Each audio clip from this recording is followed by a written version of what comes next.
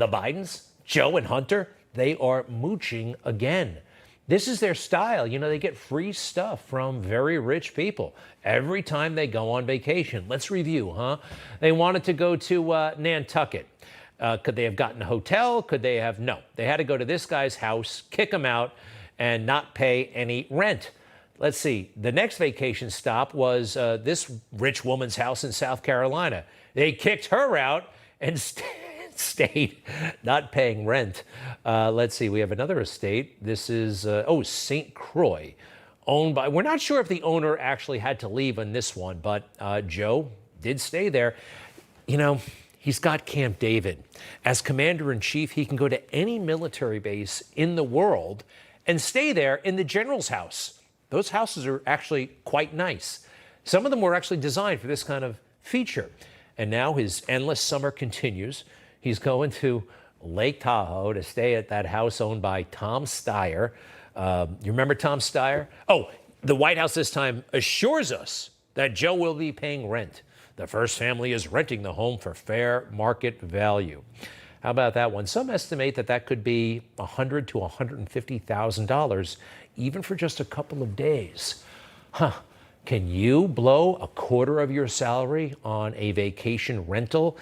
Joe has a lot of money, and so does Tom Steyer.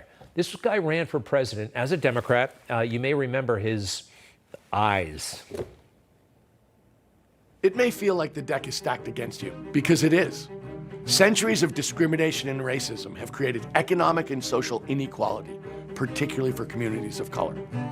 As a wealthy, straight white man, I recognize the privileges afforded me, but these shouldn't be privileges.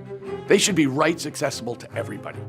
I'll continue to fight. To everybody, accessible to everybody. I hate this virtue signaling. A rich man, oh, I'm a straight white male. Penalize me for that. That's what he's saying. Speak for yourself, dude. Your house, $18 million on the lake. Did you kind of say we should all have access to this kind of stuff? I mean, since you say you had all these unfair advantages, I guess this home of yours is ill-gotten somehow. It's a scam, that kind of language, but perversely, it's taken hold of this culture. Not around here, not around my little area. So, moving on to the media, we call them disgraceful.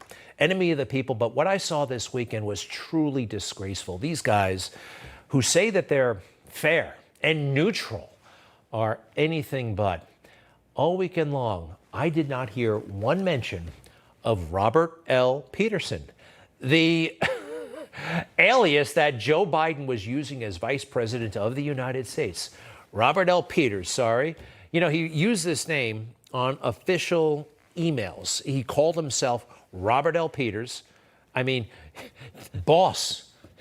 8:45 prep for that 9 a.m. phone call with the president of Ukraine, Poroshenko. From the vice president is going by Robert L. Peters and CCing the son Hunter. You think this is on the up and up? This is, I submit, smoking gun proof that Joe was involved in Hunter's business and Hunter was involved with Joe and getting information he had no right getting, huh? But the fake news this weekend declared this A-OK. Look, it's pretty clear, while we debate whether Hunter Biden broke the law or not, the influence peddling part with his last name was perfectly legal. Perfectly legal. Influence peddling are perfectly legal. What in the hell are they talking about? Did I get that right? Am I hallucinating? One more time. The quote is perfectly legal. Is this WhatsApp message, which is authenticated, all right? This is not fake news. This is not Russia disinformation. I am sitting here with my father, and we would like to understand why the commitment has not been fulfilled. My father, the commitment being, we believe, $10 million from China to the Bidens. Okay, so that's legal.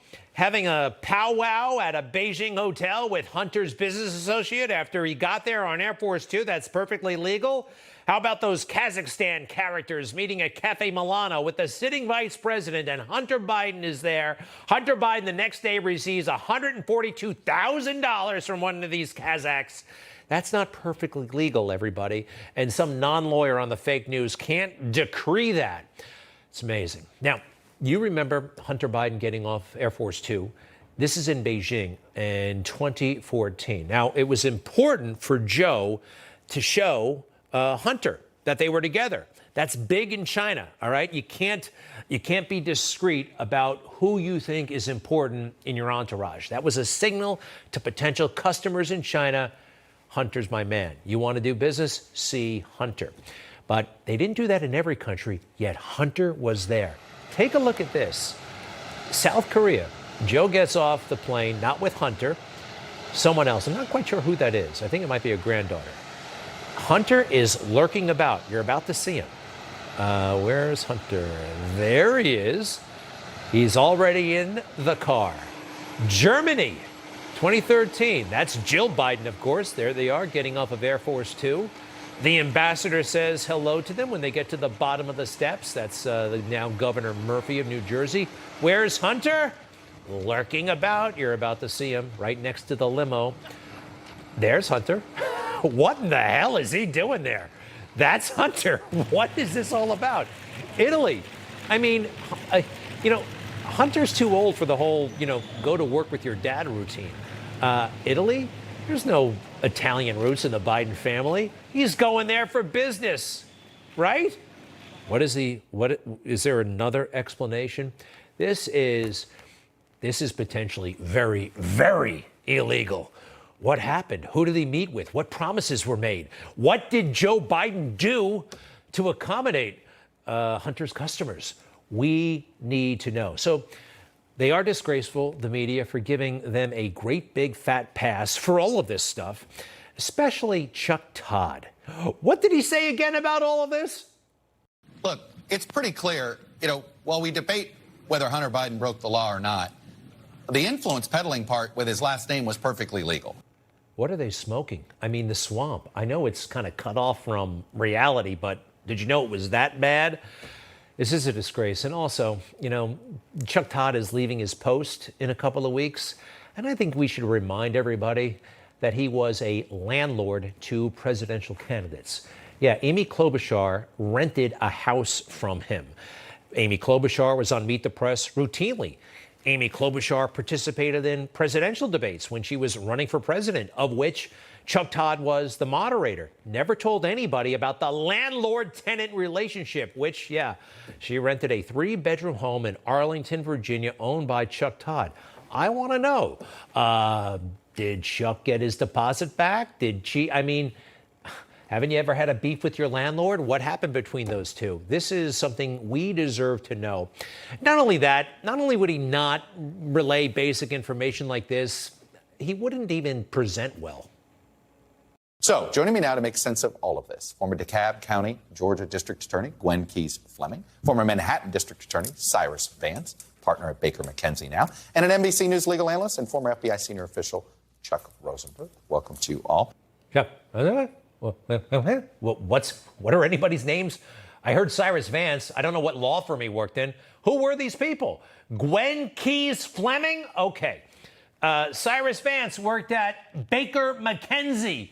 And the last guy, his name is Chuck Rosenberg. All right, Chuck? I don't know why this guy's always mumbling. But overall, our media highlighted and exemplified by these two guys a disgrace. And going along with it, so many swamp guys like, sad to say, Mike Pence. What about you? Had you heard anything to suggest that the president had issued an order, even a standing order, declassifying documents like that?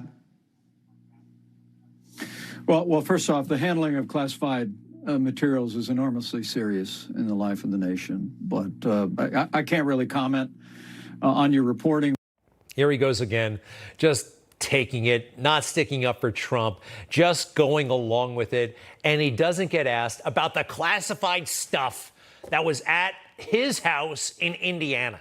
He can actually go on national talk shows and be asked about the classified documents, but not the documents, it's public record now, that were found in his house. And he can also go on and not be asked about the utterly scathing assessment that his own national security advisor, Mike Pence's, had of Mike Pence. General Kellogg worked for Mike Pence when he was vice president. There he is in the middle there. Did you see this? Did you see what General Kellogg had to say about Mike Pence early last week? Actually, about 10 days ago. Where President Trump is bold and unafraid to challenge the status quo, Pence has often chosen the passive route, avoiding confrontation. Wow.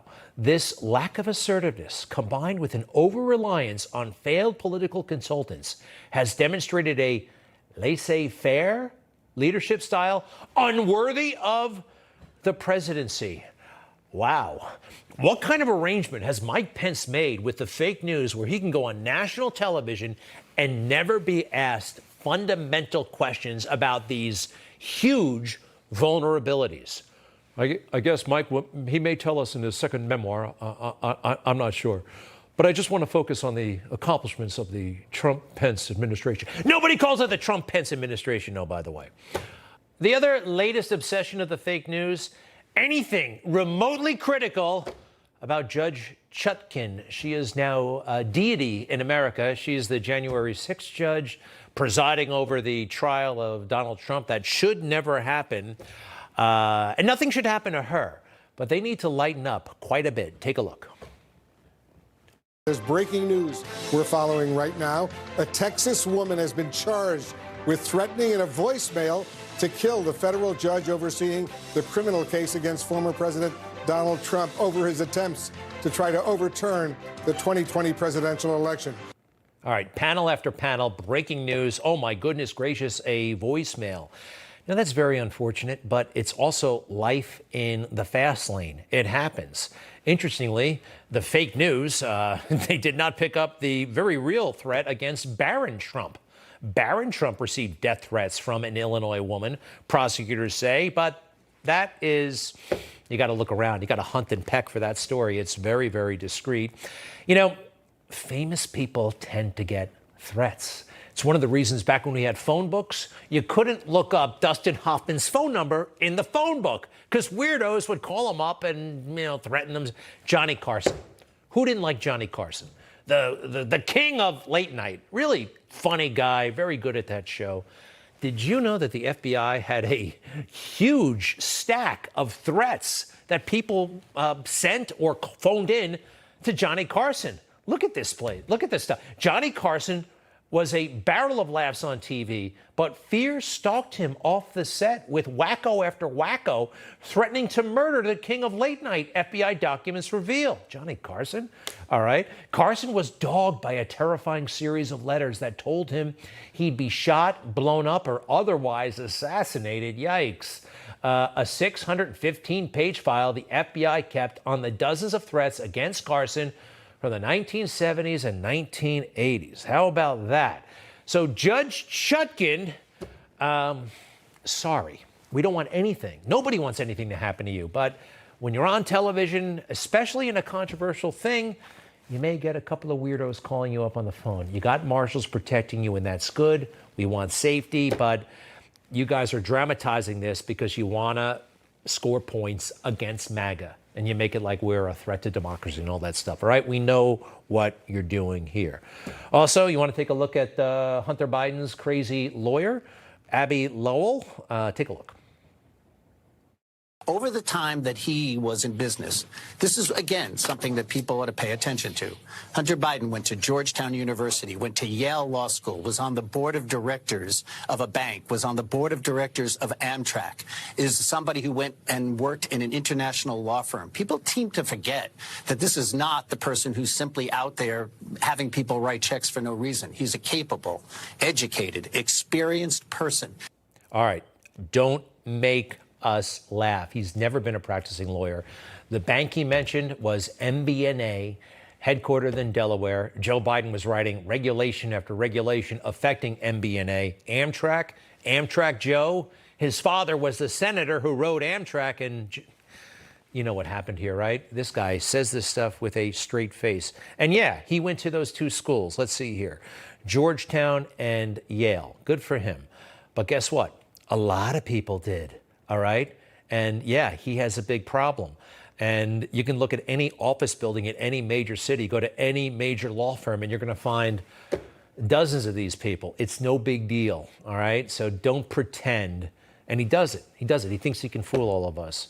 It works in the swamp. It doesn't work if you're a viewer of this show. I'll be right back.